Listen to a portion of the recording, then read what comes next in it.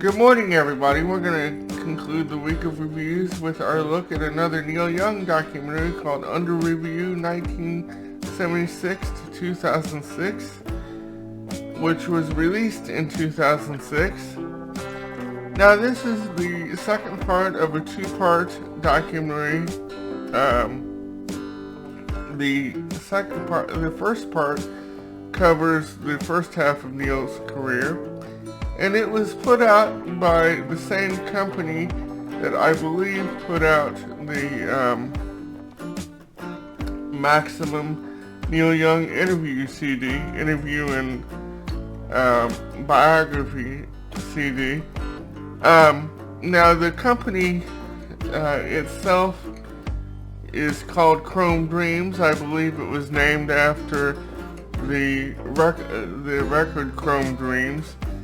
Now what this is basically a review of a comprehensive look of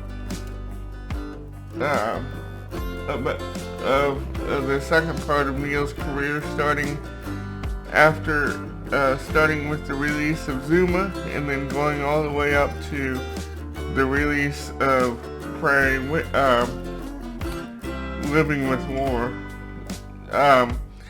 Now it is basically this documentary contains basically commentary from mostly British and Canadian authors and critics. Now, the first time that I watched this, there is certain authors and critics that I disagree with, because some of the authors and critics, particularly pan parts of Neil's career, certain records like Trans, but and of course I am somewhat biased because I love everything Neil puts out, and I think part of the reason they pan records like Trans is that, well, let's take Trans for example, is because they don't really understand what Neil was going through at the time of its release. While they may know a tad bit of, the background of the record,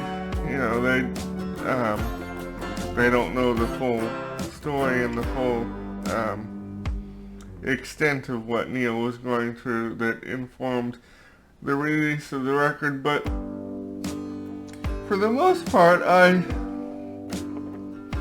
I really enjoyed this DVD, and something else that I'd like to say is that as part of the special features, there is kind of a pop quiz. It's a quiz to see how much